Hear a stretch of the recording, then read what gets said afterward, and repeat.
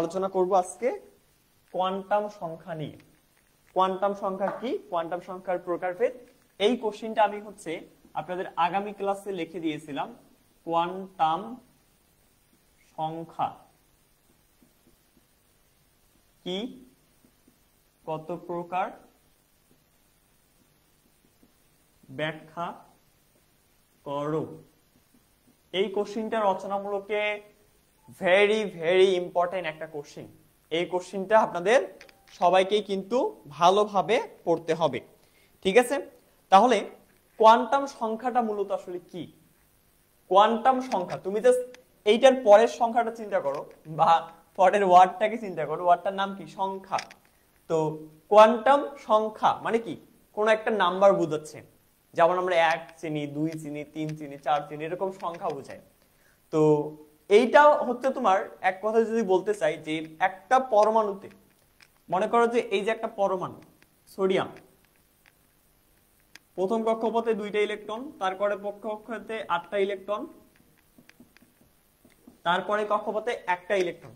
So এই যে সোডিয়ামের যে কক্ষপথে যে বিভিন্ন ইলেকট্রন গুলো রয়েছে, যেমন প্রথম কক্ষপথে 2টা ইলেকট্রন, তারপরে কক্ষপথে 8টা ইলেকট্রন, তো এই ইলেকট্রন গুলোর যে আকার আকৃতি রয়েছে, কক্ষপথের আকার আকৃতি এবং ইলেকট্রনের যে ঘূর্ণন সংখ্যা, মানে এই যে তুমি দেখো, চিন্তা করে দেখো যে এই ইলেকট্রনটা কি এই দিকে ঘুরবে নাকি ইলেকট্রনটা এই দিকে ঘুরবে? তাহলে এটা একটা ঘূর্ণনের অবশ্যই দিকও আছে। তো এই যে ইলেকট্রনটার ঘূর্ণনের দিক কোন দিকে হবে, অর্থাৎ আবার আমরা বলতে পারি যে ইলেকট্রনের যে আকর্ষণ বিকর্ষণের একটা ব্যাপার আছে, একটা ইলেকট্রন আরেকটা ইলেকট্রনকে আকর্ষণ বিকর্ষণ কিরকম করবে, বা চুম্বকীয় যে শক্তি রয়েছে সেটা আসলে কি হবে।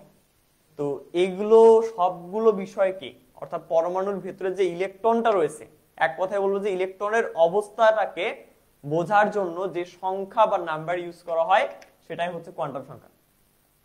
একটা ইলেকট্রন একটা পরমাণুর ভেতরে কি অবস্থায় আছে, কোন কক্ষপথে আছে, কিভাবে ঘুরতেছে, তুমি কখনো চিন্তা করে দেখছিলা? আমি কিন্তু এটা একবার চিন্তা করছিলাম যে এই যে প্রথম কক্ষপথে যে 2টা ইলেকট্রন আছে না, তো এরা তো ঘোরে। তো আমি চিন্তা করি যে এই যে 2টা ইলেকট্রন এভাবে যে এরা ঘোরে, এরা তো ঘুরতেছে, তাই এরা যে ঘুরতে ঘুরতে যদি একটার সাথে আরেকটা কখনো ধাক্কা লাগে, ধাক্কা লাগতেই পারে, কারণ একটার বেগ বেশি হলো একটার বেগ কম হলো ধাক্কা লাগতে পারে না? ধাক্কা তো এটা লাগতে পারে, এটা স্বাভাবিক বিষয়। তো যদি ধাক্কা লাগে তখন কি হবে? যদি ধাক্কা লাগে তাহলে তখন কি ঘটনাটা ঘটবে? তখন তো তুমিও থাকবা না, তোমার পৃথিবীও থাকতো না। কিন্তু এই ঘটনাটা আসলে ঘটে কি? এই ঘটনাটা কিন্তু ঘটে না। তো কেন ঘটে না সেটারও কিন্তু ব্যাখ্যাটা তোমরা এই কোয়ান্টাম সংখ্যার ভিতরেই পেয়ে যাবে। তোমরা এই যে পড়ছিলে না, তোমাদের ইলেকট্রন বিন্যাস শিখেছিলাম না, একবার বলছিলাম না যে ইলেকট্রন বিন্যাসে কিন্তু কখনো এই যে 2D সম্ভব না, মানে 2D তুমি লিখতে পারবে না। বা তুমি যদি বলো যে ভাই আমি কি এই যে 1p লিখতে পারবো, তুমি 1p লিখতে পারবে না। তোমার ডি শুরু হয় কোথা থেকে বল দেখি? ডি শুরু হয় 3 থেকে, মানে 3D লিখতে হয়, 3 থেকে শুরু হয়। আর পি শুরু হয় হলো 2 থেকে। পি চাইলেই কিন্তু 1 থেকে শুরু হতে পারবে না, বা 1p লিখতে পারবে না। তুমি চাইলেই কিন্তু 1d লিখতে পারবে না, তোমাকে ডি সর্বনিম্ন 3 থেকে লিখতে হবে। বা যদি এফ এর কথা চিন্তা করি, যে এফ এর সর্বনিম্ন কি বলো দেখি? 4f থেকে আমরা সর্বনিম্ন শুরু করছিলাম না ইলেকট্রন বিন্যাসে, মনে আছে কি? শোনো শোনো, তারপরে কি পাগলি শোনো, পাগলি শোনো, ডিপিএস। এই যে এখানে এখানে আমরা এস শুরু করছিলাম কি 1 দিয়ে, তারপরে লিখছিলাম 2, তারপরে লিখছিলাম 3, তারপরে 4। কিন্তু আমরা পি শুরু করছিলাম কি দিয়ে? পি শুরু করছিলাম কিন্তু আমরা 2 দিয়ে।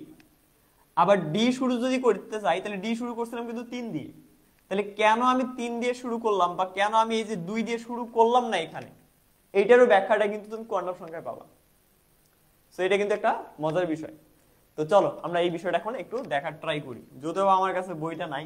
এটা হলো সবচেয়ে দুঃখের একটা বিষয় আমার কাছে।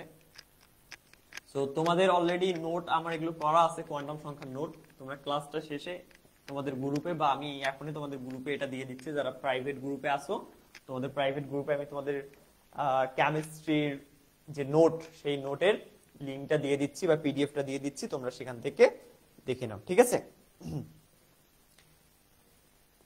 পিডিএফ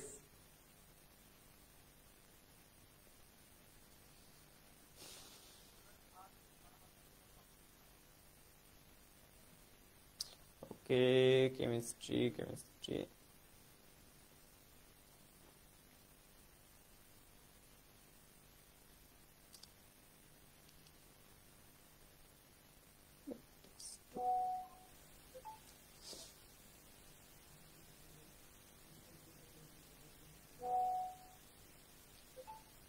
আচ্ছা, তাহলে কেমিস্ট্রি পুরো ফাইলটাই দিয়ে দিচ্ছি। হ্যাঁ, কেমিস্ট্রি পুরো প্রায় এখানে সবগুলো অধ্যায় আছে, আমি পুরো ফাইলটাই তোমাদের হোয়াটসঅ্যাপ এবং হচ্ছে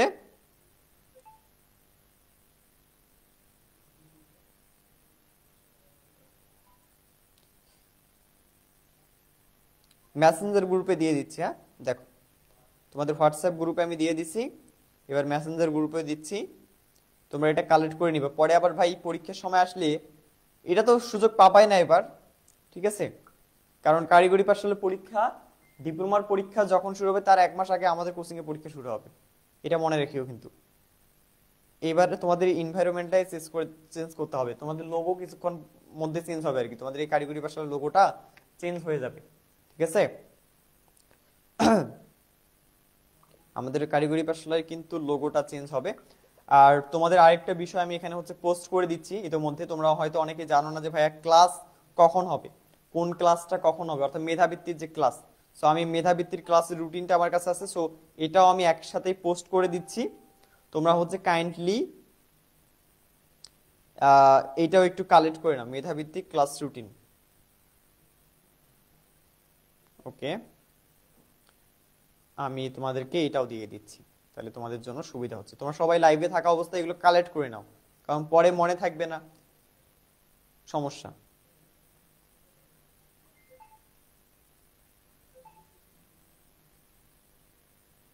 তাহলে ফর্ম লিংক দিলাম এবং তোমাদের ক্লাস রুটিনও আমি দিয়ে দিলাম। তাহলে 31 তারিখ ম্যাথ 1, 1 তারিখ ম্যাথ 3 আছে লেখা, 7 তারিখে আছে আবার ম্যাথ 1, 14 তারিখে 7 তারিখে ম্যাথ 1, 14 তারিখে আবার ম্যাথ 3, 15 তারিখে দেওয়া আছে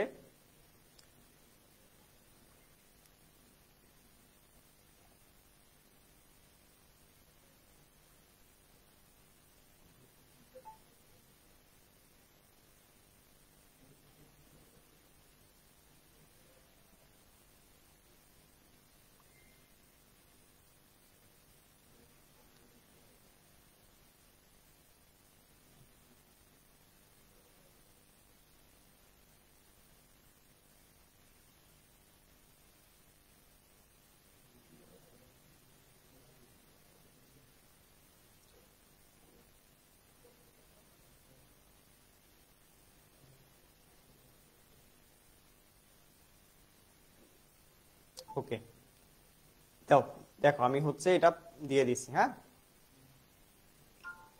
এটা আমি হচ্ছে পোস্ট করে দিয়েছি, এটা পোস্ট করা হয়ে গেছে আমার, তোমরা এটা দেখতে পারো, রুটিনটা এখন পোস্ট করা হয়ে গেছে, ঠিক আছে? আচ্ছা দেখো, তাহলে আমরা কি বললাম যে আমাদের কোয়ান্টাম সংখ্যা হচ্ছে, আমি একেবারে তাহলে সংখ্যাটার দিকে এখন আসি, যে যে সংখ্যা মাধ্যমে ইলেকট্রনের কক্ষপথের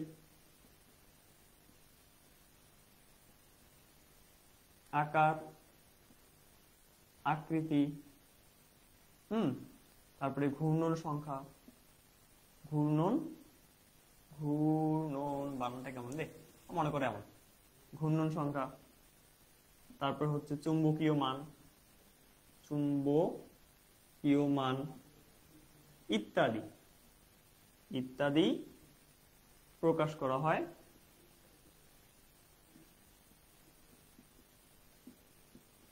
তাকে কোয়ান্টাম সংখ্যা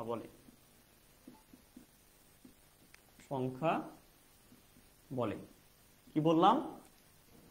যে সংখ্যার দ্বারা বা যে সংখ্যার মাধ্যমে ইলেকট্রনের কক্ষপথের আকার আকৃতি, ঘূর্ণন সংখ্যা, চুম্বকীয় মান ইত্যাদি প্রকাশ করা হয় তাকে মূলত বলা হচ্ছে কোয়ান্টাম সংখ্যা। তাহলে কোয়ান্টাম সংখ্যার প্রকারভেদ নিয়েও আমাদেরকে বলছে যে প্রকারভেদ কত প্রকার হবে। তো আমরা লিখব যে কোয়ান্টাম